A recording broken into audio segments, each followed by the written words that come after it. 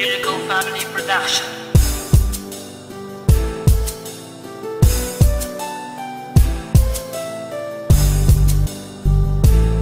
Republican Records Syndicate Production.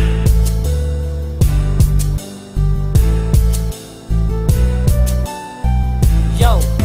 O bayang Pilipinas, kay dami ng sumako. Ilang dayuhan di na nagdulot ng pagkatakot. Ninakaw ang lahat, mga perlas at ginto. O bayan kung sinilangan, kailan ba to hihinto? At ngayon tapos na nga ang kanilang pang-aalipin. Nag-iwan ng marka na mas matalas pa sa ngipin. Ngayon ay dama natin ang bakas ng pagkagapos. Hanggang ngayon laganap ang gulong hindi matapos. Ilan pa ba ang susunod na magbubuwis ng buhay nang dahil sa pagsunod sa pinapaniwalaang kulay? Dumadanak ang dugo, anak kalat, hiwa-hiwalay. Pumapatak ang luha ng kanyang inay na hinimatay dahil sa labis na kirot na di naranas sa paglisan ng kanyang anak na naging biktima lang sa tagisan ng mga tumatakbo. Sa inyo tong aking kanta, kailan ba mawawala ang karahasan sa kampanya?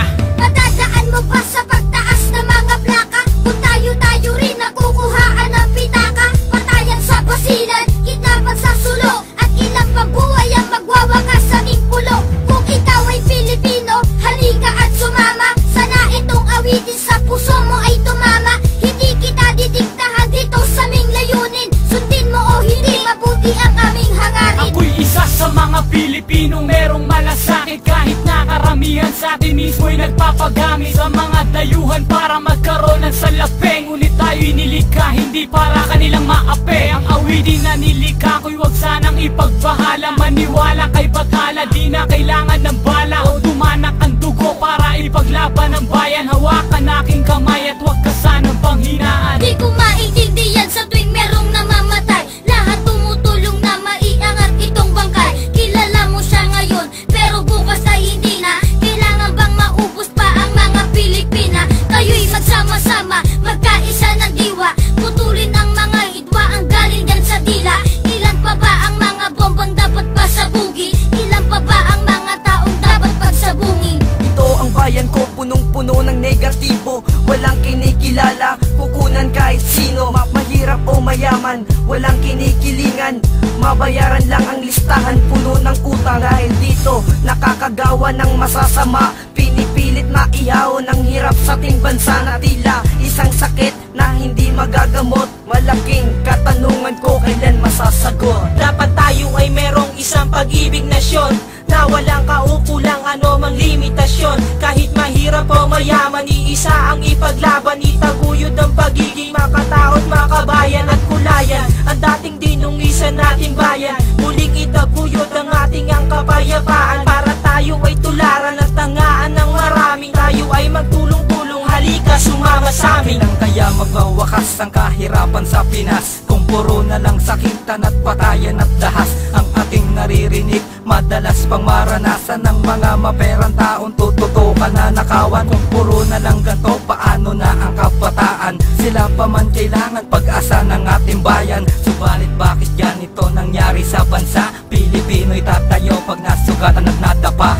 Hinangad ko to nung una pero di ko nakamit. Sa tuwing makikipagsundo, ang dami pang galit. Ngunit hangin nagpalit at hindi na nagsungit. Mga naramdamang pait, natabunan ng bait. Ngayon nagkaisa, mga makata na dapat tularan. Lalo sa kabataan ay nagsisilbing huwaran. Ang katulad namin na hangarin ay kapayapaan. Kung mag-aaway lang tayo, walang patutunguhan. Kinabukasan ng Pinas malabo pero aking tanaw. Kung turista ka, pupunta ka ba sa Maguindanao? Umiinit ang ulo ko, pahingi ng yello't RC. Pag-angat ko ng phone, may sumagot ng hello Garci. Sino bang hindi mapipikon at mapapamura? Kung mali intindi ng hukom sa hudikatura, sabihin mo nang wala sa tema o kahit plastic ako. Ang kapayapaan makikita lang sa papel ko. Bakit ba ang mga hip-hop lagi nagtitirahan? Gumawa ka ng tula, maraming maninira dyan. Pagdating naman sa gangsta, lagi nagbabanatan. Tigilan na ang pag-aaway, tanggalin ang inggitan. Bakit di natin maisip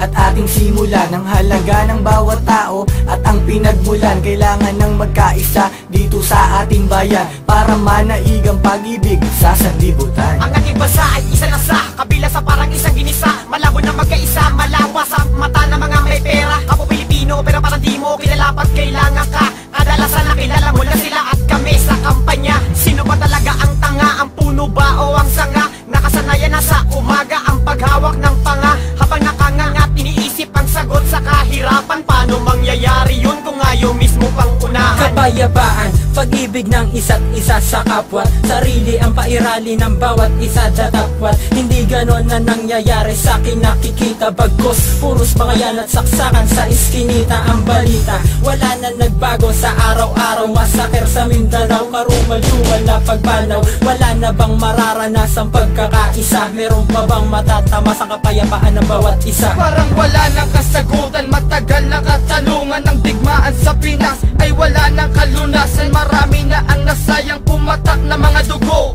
sa lupa ng bansang kalat-kalat ng mga pulo.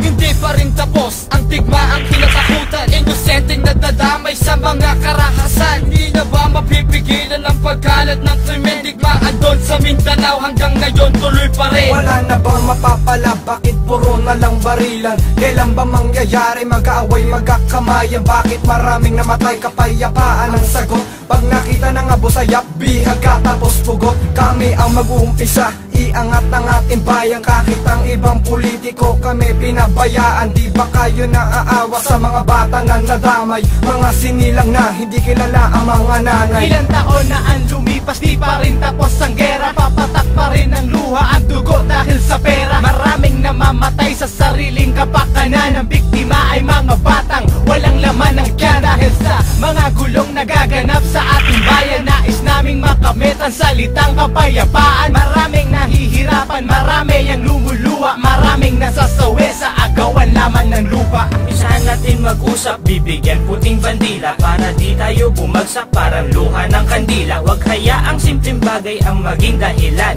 ng patayan na tila wala ng katapusan at kabuluhan. Di natapos kaguluhan, Luzon, Visayas, Mindanao, bawat kapuluan. Problema at kahirapan, sana ngayon malampasan. Ang problema ng mundo'y tila ngayon pasan-pasan. Kung ako ay si Rizal at ikaw ay si Andres, na naisip mo pa ba ang buhay mo ay ibuwis? Maging bayaning Pilipino may tanyag ng monumento, ngunit tila nalimutan ng mga dakilang kwento. At ganito aking komento, tanaw ko sa bawat kanto. Labanan sa bawat grupo, ano ba ang punot dulo? Dahil ba sa teritoryo o letra ay di pareho? Bakit di magkaisa kapwa tayo ay Pilipino? Kapayapaan, kailan natin ito makakamit? Kung ang papel ng tao ay palagi ng punit na di magkagalit.